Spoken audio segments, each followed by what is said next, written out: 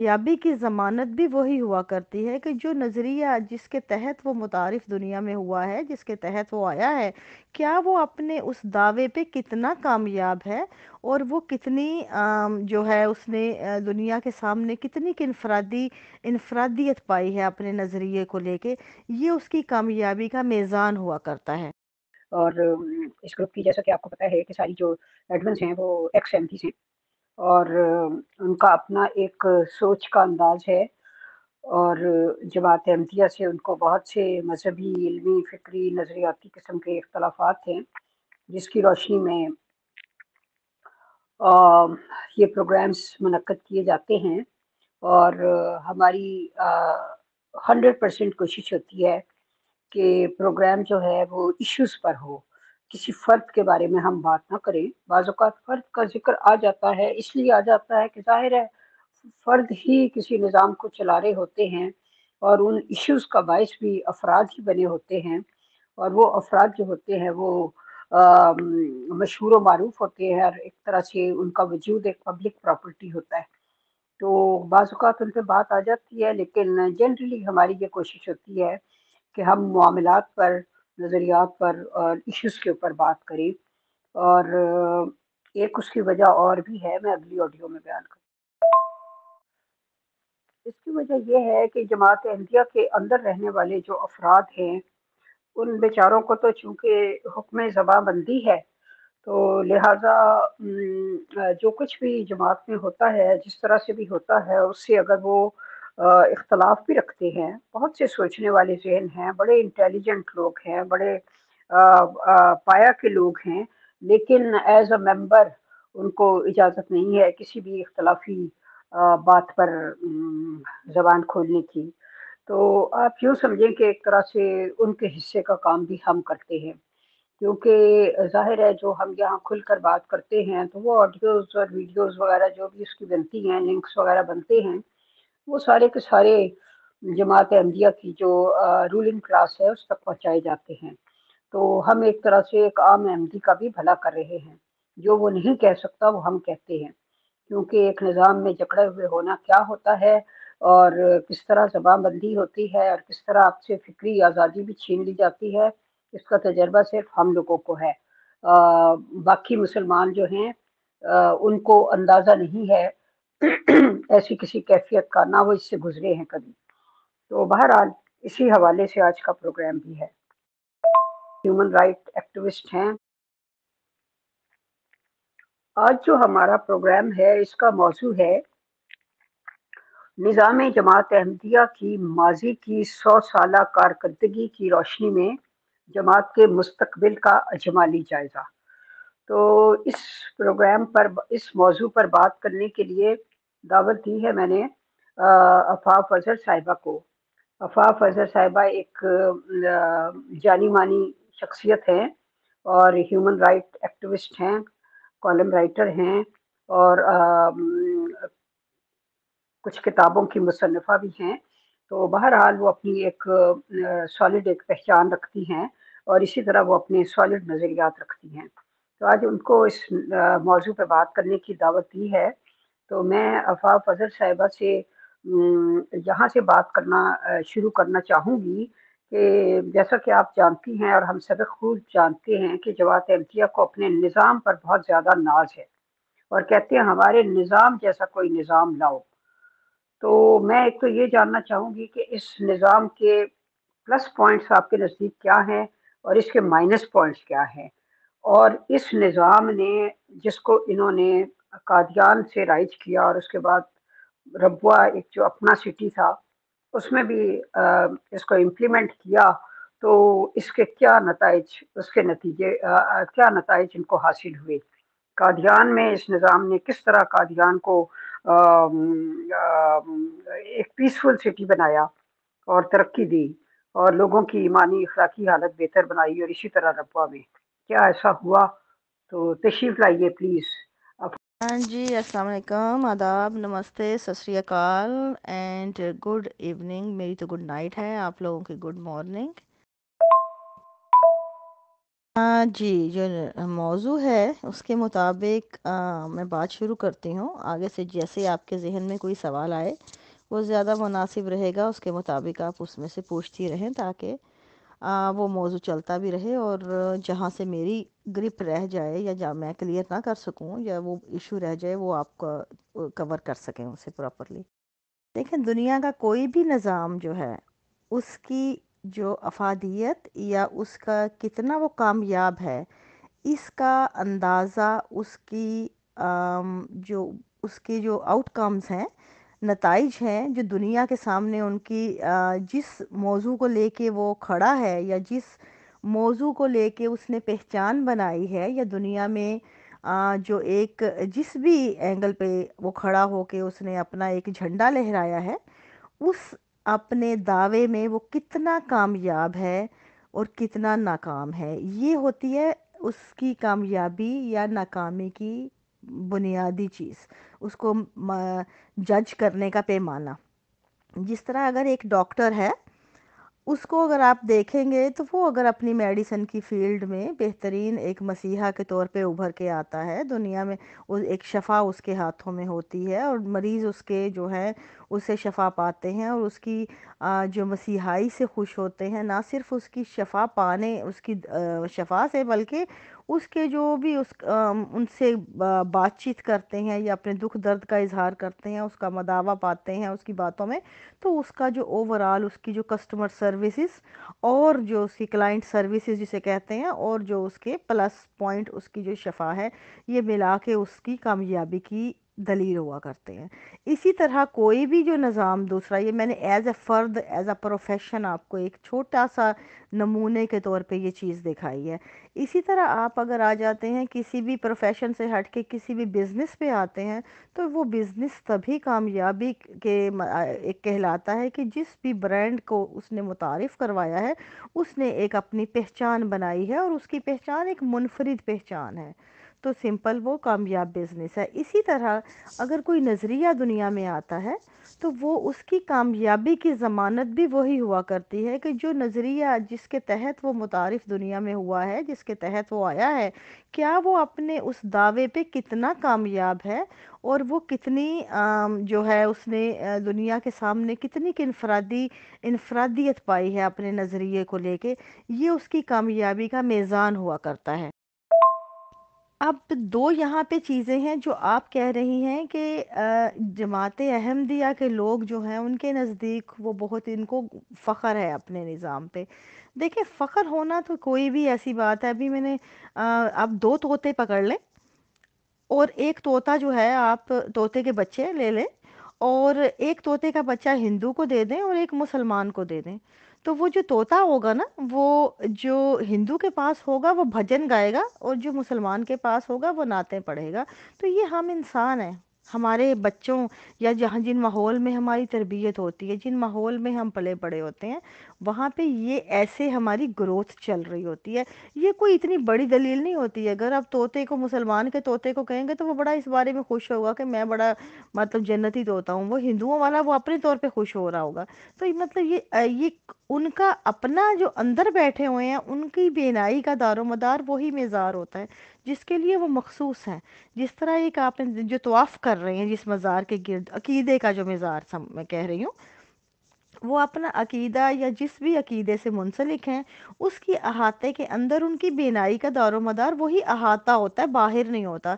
तो असल में उनकी बेनाई जो है वो वैसे भी महदूद बेनाई है, वो किसी तो और जो है काबिल जो जिसे कहते हैं उससे इस काबिल नहीं है कि उनके ऊपर किसी भी तरह का दारोमदार किया जाए, इस चीज़ का मतलब उनके ऊपर एक रिलायबल जिसे कहते हैं वो सोर्स नहीं है कि हम उनकी बेनाई को इस तौर से रखें कि उनमें कोई भी इस चीज़ को जांचने का पैमाना है। उनके तो अपने पैमाने हैं, वो तो अपने आप को बेहतर ही कहेंगे ना जिस माहौल में पले बड़े हैं।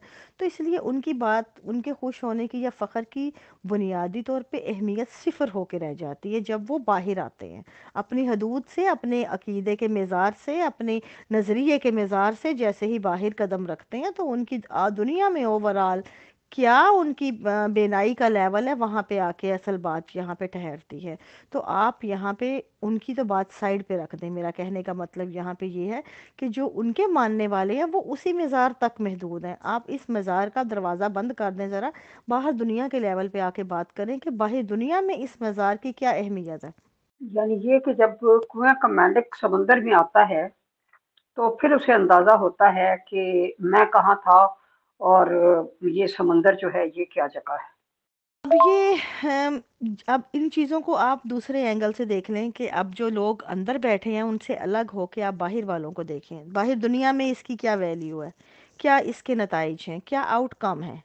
یہاں پہ اصل میزان یہ ہے کہ آپ آخر جس دنیا میں آئے ہیں آپ کا دعویٰ کیا ہے، جس طرح میں نے پہلے شروع میں کہا تھا کہ یہ دعوے کی پہ آپ کتنا جو ہے کھرے اترے ہیں، یہ آپ کی کامیابی کی دلیل ہے، اس کے علاوہ کوئی چیز نہیں۔ اگر آپ کہیں کہ آپ کے پاس مال زیادہ ہے، اگر آپ کے پاس جو ہے اس وقت ٹیکنالوجی کے بڑے آپ نے انبار لگائے ہوئے ہیں، ہائی سے ہائی ٹیکنالوجی آپ کے پاس ہے، آپ جو ہے تعداد میں جو ہے دنیا بھر میں پھیلے ہوئے ہیں، تو یہ کوئی معیار کامیابی کے معیار نہیں ہے۔ سمپل بات ہے، یہ ان چیزوں پہ کبھی بھی کامیابی نہیں ٹھہرتی، اس کو کامیابی نہیں کہتے، یہ تو بھرم ہے سارے۔ دیکھیں آپ تعداد بڑے ہونا کون سی بڑی بات ہے، دنیا کا اصول ہے، فطرت کا اصول ہے، سائنس کا اصول ہے کہ جو بھی چیز معیار جس کا اچھا ہوگا اس کی جو کوانٹٹی کم ہوگی، کوالٹی اچھی ہے تو کوانٹیٹی کم ہے، معیار اچھا رکھنا ہے تو ہمیشہ تعداد گھٹانی پڑتی ہے۔ تو کیسے ممکن ہے کہ جہاں تعداد پہ آپ لوگ فخر کر رہے ہوں وہاں کوانٹیٹی آپ جو ہے وہ کیا ہوگی؟ ظاہر سی بات ہے کوانٹیٹی گھٹیا ہوگی، سمپل بات اتنی ہے۔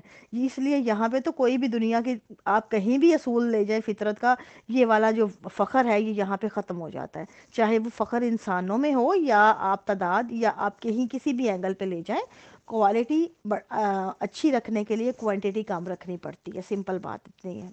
اب آپ دوسری بات لے آئیں، اگر آپ کے پاس مال ہے، مال کی بھی کوئی بڑی بات نہیں ہے، مال کمانا کون سا بڑی بات ہے، مسلمانوں سے زیادہ تو پھر یہودی مالدار ہیں اس وقت دنیا میں، سب سے زیادہ اگر مالدار کسی کو دیکھنا ہے تو یہودی ہیں۔ اگر آپ نے انہی سے مطلب کرنا ہے تو پھر اس حساب سے تو ان کو پھر کامیاب سمجھ لیا جائے، وہاں پہ بھی ہم فیل ہو جاتے ہیں۔ ایک کسی بھی اینگل پہ آپ مطلب لے جائیں، ٹیکنالوجی بھی ایجاد کردہ ان کی نہیں ہے، یا یہ جو چیزیں جو بھی ہم جن کے اوپر فخر کیے جاتے ہیں یہ ہماری نہیں ہے ایجاد کردہ، کن کی ہیں اور کیوں لی جا رہی ہیں؟ یہ تو بھئی آپ کی جیب میں پیسہ ہے، جتنی شکر ڈالو گے اتنا میٹھا لے لو گے، یہ کوئی اتنی بڑی باتیں نہیں ہیں کہ ان کے اوپر فخر کیا جائے، اور نہ ہی یہ کامیابی کہلاتے ہیں۔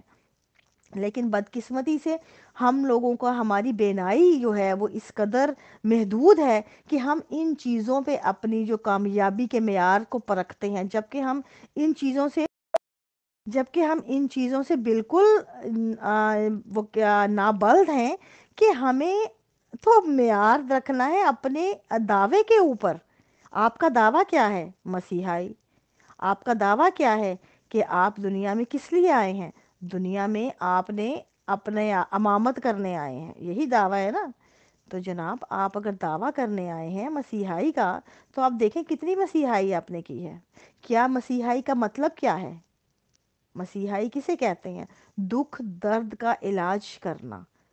جتنے بھی دکھ درد ہیں وہ صرف جسمانی نہیں ہوتے، نفسیاتی عوارض بھی دکھ درد میں شامل ہوتے ہیں، جتنے ذہنی امراض بھی اسی میں آتے ہیں، آپ کے سوشل ایشوز بھی انہی دکھ درد میں آتے ہیں، جتنے معاشی مسائل ہیں وہ بھی انہی میں آتے ہیں۔ تو پھر آپ بتائیں کہ صرف روحانی کیوں؟ بھئی روحانی کیا ہے؟ آپ کی روح کیا الگ ہے آپ کے جسم اور آپ کی نفسیات سے الگ ہے؟ بالکل بھی نہیں، آپ کے پارٹ آف یو ہے، وہ آپ کی شخصیت کا حصہ ہے۔ تو اس سے ہٹ کے تو ہم نہیں یہ کبھی نہیں ہوا آج تک کہ آپ کا جسم جو درد سے بلبلا رہا ہو اور آپ کی روح پرسکون ہو، یہ ممکن ہی نہیں ہے۔ تو پھر یہ کیسے ممکن ہے کہ آپ کی جو سوشل ایشوز ہیں، آپ کے نفسیاتی ایشوز ہیں، ان کو حل کیے بنا آپ کہیں کہ آپ نے صرف جو ہے مسیحائی سے روحانی کرنی تھی؟ یہ تو پھر بے وقوفانہ باتیں ہوئی نا، کہ یہ تو ایک جاہلانہ پرانے دور اور تھے، اس زمانے میں یہ بے وقوفیاں چلتی تھیں جب لوگوں کو اتنا علم نہیں تھا۔ اب دنیا جو ہے بہت ڈیفرنٹ ہو چکی ہے۔ जी बिल्कुल, जब ये कुएं के अंदर आप रहेंगे तो अपने ही अहाते में छलांगे मारते रहेंगे, लेकिन जब आप बाहर आते हैं समुंदर में, फिर आपकी असल जो है, आपका जो क्या लेवल है और आपका क्या आपका असल आपका क्या है, या आपकी कामयाबी या नाकामी के क्या मेयार है, वो यहाँ पे तय होते हैं। समुंदर में आके तय होते हैं, कुओं में नहीं तय हुआ करते। और अपने कुएं के अंदर तो हर कोई छलांग मार के अव्वल आ जाएगा, अपनी किताबें पढ़ के अपनी दौड़ लगा के खुद नंबर पहले पे आना तो बहुत आसान काम है।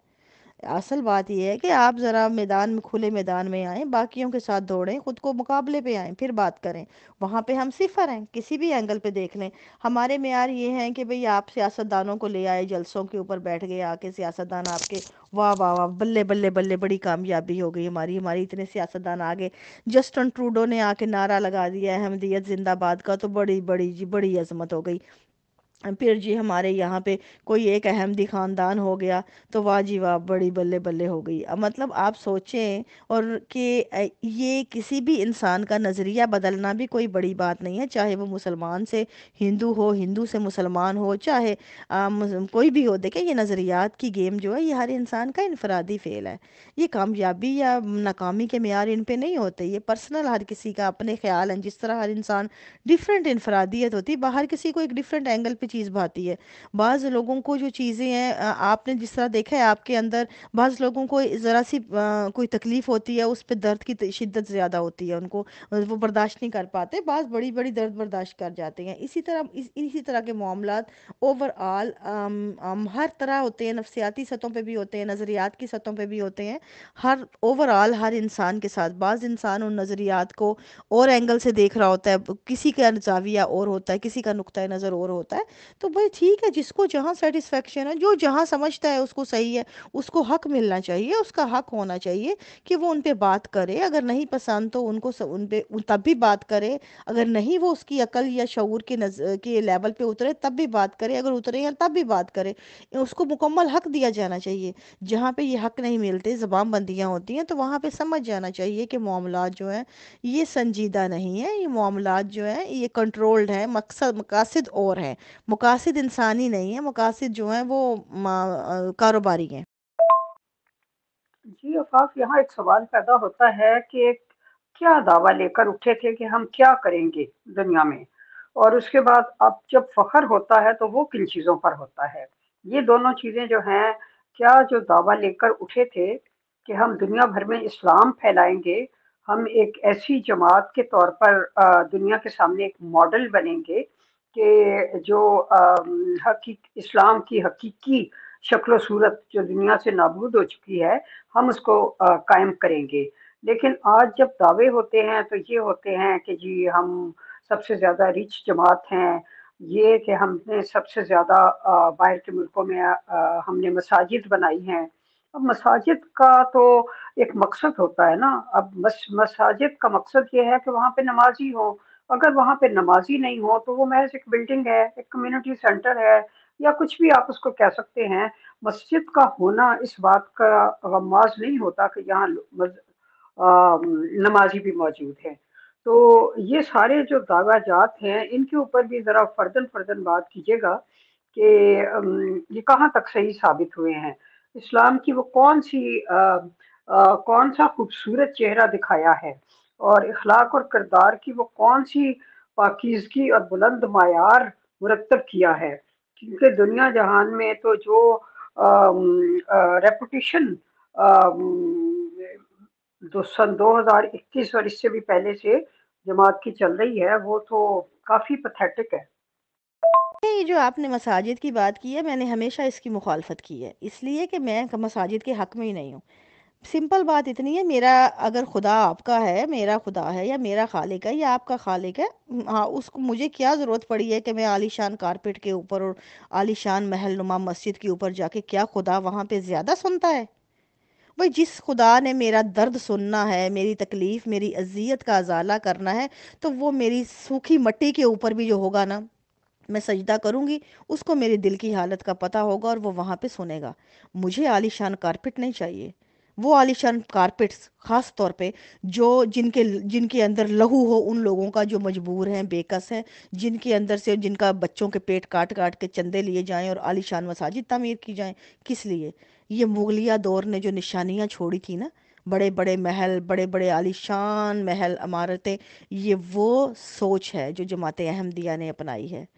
یہ مغلیہ سوچ نے، دیکھیں انسان کی سوچ اپنی اپنی ہے۔ ایک طرف سوچ ہے مغلیہ دور کے تھے جنہوں نے بڑے بڑے محل چھوڑ گئے، آج کہاں ہے وہ محل؟ کوئی ہے ان کی کوئی نشانی آپ کو بچی نظر آتی سوائے یہ کہ وہ کھنڈرات کے گھر بنے ہوں؟ دوسری طرف آپ یہ دیکھیں کہ وہ بھی لوگ تھے جنہوں نے مٹھی بھر ملک ہے نا، یہودی جن کو بڑا برا بھلا کہتے ہیں سارے، انہوں نے اپنے ملک میں ہر گلی ہر محلے میں انہوں نے سکول اور یونیورسٹیاں قائم کر دیں۔ کیا بنا؟ ان کی ان کی نسلیں کہاں کی کہاں پہنچ گئیں؟ اسے کہتے ہیں، انہوں نے لائبریریاں قائم کی۔ اتنی لائبریریاں، اتنی یونیورسٹیاں صرف اسرائیل میں ہیں جو دنیا بھر میں نہیں ہیں اتنی۔ آپ کو پتہ ہے اس بات کا؟ یہ مانی ہوئی حقیقت ہے۔ صرف ایک مٹھی بھر ملک کے اندر اتنی لائبریریاں اور یونیورسٹیاں ہیں جتنی پوری دنیا کے مقابلے میں نہیں ہیں۔ تو بھئی سمپل بات اتنی ہے کہ جہاں پہ یہ ہر کسی کا اپنا اپنا شعور ہے، اپنی اپنی فکر ہے، میں یہاں پہ مذہب کی کوئی گیم پلے نہیں کر رہی، یا اس کا نہیں، میں کہ نظریات کا خدا کے نہیں میں بھید بھاؤ کر رہی، میں سوچ کی بات کر رہی ہوں۔ ان کی سوچ اپنی تھی، ان کی اپنی تھی۔ وہاں پہ انہوں نے، مغلوں نے اگر محل بنائے، انہوں نے جماعت احمدیہ نے مساجد بنائی۔ یہ اپنے دیکھ لیں گے، کوئی دنیا میں پہلے بھی لوگ تھے جنہوں نے محل چھوڑے تھے بڑے بڑے، صرف فرق کیا تھا؟ بڑے بڑے محل تھے، یہاں بڑی بڑی مساجد ہیں۔ کھنڈر انہوں نے بھی بننا ہے، کھنڈر وہ بھی بن گئے تھے، لیکن جن ذہنوں سے، جن لائبریریوں سے، جن یونیورسٹیوں سے دماغ بڑے بن کے نکلے ہیں، وہ کبھی کھنڈر نہیں بنتے، وہ کھنڈرات کو آگے سے وہ تبدیل کر دیتے ہیں بڑے بڑے دماغوں میں۔ آپ دیکھیں کیا ان کہاں سے کہاں پہنچ گئی وہ، ان کی نسل اور ان کا جو ان کی قوم تھی۔ کس لیے؟ سوچ کی بنا پہ۔ اصل بات ہے سوچ، کیا سوچ آپ دنیا کو دے رہے ہیں۔ اور پھر دیکھیں مساجد جو بنائی جاتی ہیں، کتنی 50 ملین کی، 60 ملین کی، 80 ملین کی، آپ وعدے کریں ان چیزوں کے لیے اور پھر ان پہ اترانا ہے، جبکہ ان پہ تو شرم سے ڈوب مرنے کا مقام ہے۔ میں کہتی ہوں ایک مینارہ توڑیں اور وہاں پہ 50 اگر فیملیز اس کی جگہ، گھر جو بھوکی ہے نا، ان کو اگر دن بھر کا کھانا مل جاتا ہے نا، وہ ایک مسجد کی گنبد سے کہیں زیادہ افضل ہے وہ، میری نظر میں۔ ایک کارپٹ جو ہے نا مسجد کا بچھایا قالین آپ نے، اگر آپ کے ارد گرد اس محلے میں کوئی غریب، کوئی بھوکا، کوئی ضرورت مند ہے نا، تو میں کہتی ہوں لعنت ہے پھر ایسی عالیشان جگہوں پہ یا ایسے سجدوں پہ، جب آپ کو انسانیت کا درد ہی آپ کو محسوس نہ ہوا۔ کیا فائدہ اس خدا کا؟ یہ ایسا خدا نہیں چاہیے۔ یہ تو وہ خدا ہے جس طرح ہندوؤں نے بت بنائے ہوئے ہیں، یہ بھی ان کا بت ہے، بس سونے کا بت ہے، ہیرے کا۔ آپ نے وہ مسجد میں رکھا ہے عالی شان، وہ جو اپنا منبر بنا کے اس کے اوپر آپ نے وہ بت رکھا دیا ہے خدا کا۔ اب جا کے آپ سجدے کیجئے اپنے اس کارپیٹ کے اوپر۔ اس خدا کو پرواہ نہیں ہے کہ غریب سجدہ کر رہے ہیں، امیر، اس کو آپ کی جیب سے پرواہ ہے، جیب سے خالی کیجئے تاکہ اگلی مسجد بنے۔ اور یہ کیونکہ یہ ان کی کامیابیوں کے معیار ہے۔ پھر آپ انسانی حقوق پہ آ جائیں، اگر آپ مساجد کو چلیں، یہ عمارتیں دیکھیں چھوڑیں، تو انسانی حقوق پہ آ جائیں۔ کل دنیا کے معیار اور تھے، دنیا کے پاس انسانی حقوق کا چارٹر بھی دیکھیں تو وہ ریسنٹلی، اس سے بہت سے ممالک جو تھے اس سے پہلے وہ جانتے ہی نہیں تھے انسانی حقوق کی بنیادی، وہ اس کی فہرست میں نہیں آتے تھے۔ آہستہ آہستہ دنیا نے ماننا شروع کیا کہ بنیادی انسانی حقوق کن کو کہتے ہیں۔ آج پوری دنیا جو ہے اس کے انڈر ہے، تقریباً ہر ملک اس کو مانتا ہے۔ کیا ہے وہ حقوق؟ وہ حقوق جن کو ہم ہر انسان کی بنیادی ضرورت کہتے ہیں، اور اس میں اظہار آزادی رائے بنیادی حیثیت رکھتا ہے، چاہے وہ مرد ہے یا عورت ہے۔ کیا یہ حق ہمیں حاصل ہے؟ کیا آپ کے آزاد اظہار کرنا، چاہے کوئی بھی اظہار ہے، آپ کو اس کا حق حاصل ہے؟ تو پھر آپ کہاں کھڑے ہیں؟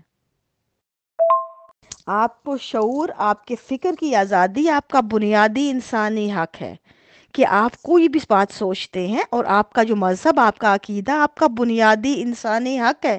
یہ آپ پہ ڈیپینڈ کرتا ہے کہ آپ نے، یہ نہیں کہ آپ کو کیا پیدائشی ہے، آپ کو پڑھایا گیا ہے، آپ کی تربیت کیا ہے، یہ نہیں، یہ کوئی معنی نہیں رکھتی۔ اگر آپ ایڈلٹ ہیں، آپ سمجھدار ہیں، اور آپ کو سمجھ آتی ہے کہ نہیں، یہ چیز میری عقل کو نہیں بھا رہی، مجھے یہ چیز سمجھ نہیں آ رہی، میری فکر کے خلاف ہے یہ باتیں، تو آپ کا پورا حق ہے اس کا اظہار کرنا اور اس سے واک آؤٹ کرنا، لیکن کیا یہ حق ہمیں حاصل ہے؟ تو ہم کہاں کھڑے ہیں؟ کس دور میں کھڑے ہیں ہم؟ آج 21ویں صدی ہے جب دنیا کا ہر ملک بنیادی انسانی حقوق کے چارٹر کو مان چکا ہے، اور ہم ابھی اس وہ پتھر کے دور میں بیٹھے ہیں جہاں ہم نے عورتوں کو بھی ابھی انسانوں کے حقوق نہیں دیے، باقی دنیا کو الگ چھوڑ دیں۔ دنیا کی بات میں اس لیے نہیں کہتی کہ دنیا نے ٹھیکے نہیں لیے ہوئے مسیحائی کے، دنیا کے دعوے نہیں ہیں باقی دنیا میں کسی بھی گروہ کے یا کسی کے بھی، دعوے آپ کے ہیں، امامت آپ نے کروانی ہے۔ جب امام ہی جو سب سے آگے کھڑا ہے وہی حیوانیت پہ جو ہے مائل ہو، وہی درندہ صفت ہو، اس کو ہی پتہ نہیں ہے کہ انسانیوں ہم نے انسانوں کے حقوق کیا دینے ہیں، وہ کیا خاک کرے گا مسیحائی کسی کی؟ مسیحا کا انسان بننا ضروری ہے کہ نہیں؟ یہاں پہ تو مسیحا خود درندے ہیں، آپ دیکھیں عورتوں کے ساتھ سلوک کیا کرتے ہیں یہ۔ کبھی بھی آپ کسی کو بھی دیکھ لیں، ان جماعت احمدیہ میں کبھی بھی عورت کی عزت نہ تھی، نہ ہے، نہ ہوگی، کیونکہ ہمارا کبھی بھی جو اپ برنگنگ میں عورتوں کی عزت شامل نہیں ہے۔ ہمیں وہی عورت چاہیے یا اسی کی ہم عزت کریں گے یا کرنے پہ مجبور ہوں گے جو ہمارے گھر بیٹھی ہے، کیونکہ وہ ہماری باندھی ہے، ہماری بات مانے گی، جو ہم کہہ رہے ہیں وہ نظام جماعت سے منسلک ہے، وہ جماعت کی سر کے اوپر ہاں سے ہاں ہلاتی ہے، تو بس وہی عورت عزت کے قابل ہے۔ باقی دنیا کی کوئی دوسری عورت ان کے لیے عزت نہیں ہے اس کی، ان کو بالکل بھی راست نہ وہ کرنے پہ یہ راضی نہیں ہوتے کسی دوسری عورت کی عزت۔ آپ دیکھ لیجئے کہیں بھی، آپ خلیفہ وقت کو دیکھ لیجئے، ابھی وہ پچھلے دنوں وہ کسی صحافی کے ساتھ بات کر رہے تھے اس کے اوپر، وہ انگلش سپیکنگ اس کو کہہ رہے ہیں، اور انہوں نے تو کپڑے کون سے پہنے ہوئے ہیں، ان کو تو پتہ کوئی نہیں، ان کا تو مذہب کوئی نہیں، یہ میں آپ کو اس کی بات بتا رہی ہوں، آپ کو مل جائیں گی ان کی کوسچن آنسر سیشن میں۔ بھئی آپ کو کیا ہے اس سے کوئی دوسرا کپڑے کیسے پہنتا ہے؟ آپ کا کام عزت کرنا ہے کہ نہیں بے حیثیت انسان اس کی؟ جب آپ اپنے پیرائے میں لا کے ان کو اپنی باؤنڈریز میں لا کے عزت دیں تو وہ عزت نہیں ہوتی، وہ سودا ہوتا ہے کہ آپ کی بات مانی جائے تو ہی آپ عزت کریں گے، اور اس عزت کی آج دنیا کو ضرورت نہیں ہے، یہ مسیحائی کے زمرے میں نہیں آتی۔ جی آفاق، یہ بات آپ نے بڑی زبردست کی ہے یہودیوں کی، کہ انہوں نے یونیورسٹیاں بنائی، لائبریریاں بنائی، گلی گلی میں لائبریریاں بنائی، لوگوں کے اندر پڑھنے کا، جاننے کا، سوچنے کا، اپنے دماغوں کو پالش کرنے کا رجحان پیدا کیا، جبکہ یہاں تو ابتدا ہی سے سوال کرنے کو ڈسکریج کیا گیا اور دماغوں کو بند کرنے کا ایک جو طریق تھا وہ اپنایا گیا۔ میں یہ سمجھتی ہوں کہ یہ جو لوگ بھی جبر کے ذریعے حکومت کرنا چاہتے ہیں، لوگوں کے دل و دماغ پہ، ان کے جسموں پہ، ان کے مالوں پہ، ان کی زندگی کے ہر ہر لمحے پہ، تو یہ ایٹیچیوڈ تو وہ لوگ اختیار کرتے ہیں۔ حالانکہ جماعت احمدیہ کے پاس جتنا پیسہ تھا، اس سے یہ عام پبلک کے لیے بھی بہت ایسی جگہیں بنا سکتے تھے، جیسے ہاسپٹل ہیں، یونیورسٹیاں وغیرہ ہیں، بڑا کچھ کر سکتے تھے، لیکن چونکہ ان کا مقصد یہ نہیں تھا کہ لوگ اوپن ذہن کے ساتھ سوچیں، ان کا مقصد یہ تھا کہ جماعت میں لوگ گھیر گھار کے لائے تو جائیں، ان کو بڑی اسلامی تعلیمات دکھا کے، لیکن پھر ان کو خلافت کے پنجرے میں بند کر دیا جائے کہ اس سے آگے نہ آپ سوچ سکتے ہیں، نہ آپ بول سکتے ہیں، نہ آپ سوال کر سکتے ہیں، بس جو خلیفہ کہے گا وہی سب سچ ہے، اور اس کی ہاں میں ہاں ملانی ہے آپ کو۔ اس کے نتیجے میں جو اہل علم ہوتے ہیں اور غور و فکر رکھنے والے ہوتے ہیں، ان پر کیا قیامت گزرتی ہے، اس کی طرف کبھی بھی توجہ نہیں کی گئی۔ تو اس پہ بھی ذرا بات کیجیے گا۔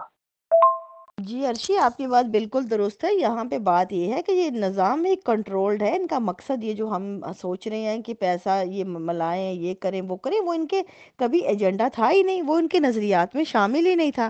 آپ نکال لیں تاریخ جماعت احمدیہ کی، ہم لوگ کہتے ہیں نا یہ ہسپتال بنا دیتے، یہ کر دیتے، سکول، وہ جو انہوں نے بنائے ہیں وہ بھی انہوں نے بھرم رکھنے کو بنائے ہیں، جس طرح ہاتھی کے دانت کے مترادف، کیونکہ لیکن ان کا مقصد وہ تھا ہی نہیں کبھی۔ آپ کبھی بھی دیکھ لیں، اب یہاں سے دیکھیں قادیان سے جب آپ پوری تاریخ نکال لیں، اب وہ کیا تھا پورا سلسلہ جب انہوں نے ان کو منع کر دیا لوگوں کو، جب چلے ہیں قادیان سے پاکستان کے، کسی نے جو سب نے یہیں پہ رہنا ہے، جو رہ گئی ہے مال دولت یہیں پہ، پاکستان جا کے کسی نے جو ہے وہ نہیں لینا، کسی نے اپنا وہ اپلائی نہیں کرنا اس کا جو انہوں نے دیے تھے جائیدادیں وہاں پہ دینی تھی اس کے بدلے میں جو یہاں چھوڑ کے گئے تھے، نہیں نہیں ہم یہیں پہ واپس آئیں گے، یہ وہ ان کو اس پہ ٹرخا دیا اور خود جا کے کلیم کر لیا اپنے، خود کلیم کر لیے، لوگوں کے کلیم بھی اپنے نام کروا لیے، یہ بھی ہے تاریخ میں، اور یہ انہی کی کتابوں سے یہ چیزیں ملتی ہیں۔ دیکھیں یہ تمام آپ نے اپنی جائیدادیں وہاں سندھ پورے میں لے لیں، وصول کر لیں، لیکن لوگوں کو محروم کر دیا۔ محروم رکھنے کا مطلب کیا تھا؟ سمپل بات ہے، جب کوئی محروم رہتا ہے یا ابھی آپ قابض ہو سکتے ہیں نا کسی پہ، جب وہ کمزور رہتا ہے تو آپ کو کمزور کرنا مقصد تھا۔ اور ہمارے آباء و اجداد تو آپ کو پتہ ہے وہ تو اتنے سمپل اور اتنے سیدھے سادے تھے کہ میں آج بھی اپنے اگر سوچتی ہوں اپنے جو گرینڈ پیرنٹس کے بارے میں، گو کہ بڑے مخلص احمدی اور بڑے وہ مطلب وہ کرنے والے، لیکن آپ یقین مانیں میں بعض اوقات ان چیزوں کے اوپر سوچتی ہوں کہ آج جو ہم چیزیں سوچنے پہ مجبور ہیں وہ ان کے ذہنوں میں کیوں نہیں آئی؟ تو میرے ذہن میں پھر یہی چیزیں گردش کرتی ہیں، ان کے تمام ان کا ایٹیٹیوڈ، ان کا جو رویے جو ہیں، میں ان کے اوپر چھوٹی چھوٹی باتوں پہ سوچتی ہوں، جو ان کا بچپن میں میری یادیں تھیں، تو ان کی اتنی سادگی اور ان کی جو باتیں اور ان کا سیدھا پن اور ان کی جو تھیں وہ اتنے بھولے تھے کہ ان کو بیوقوف بنانا بہت آسان تھا۔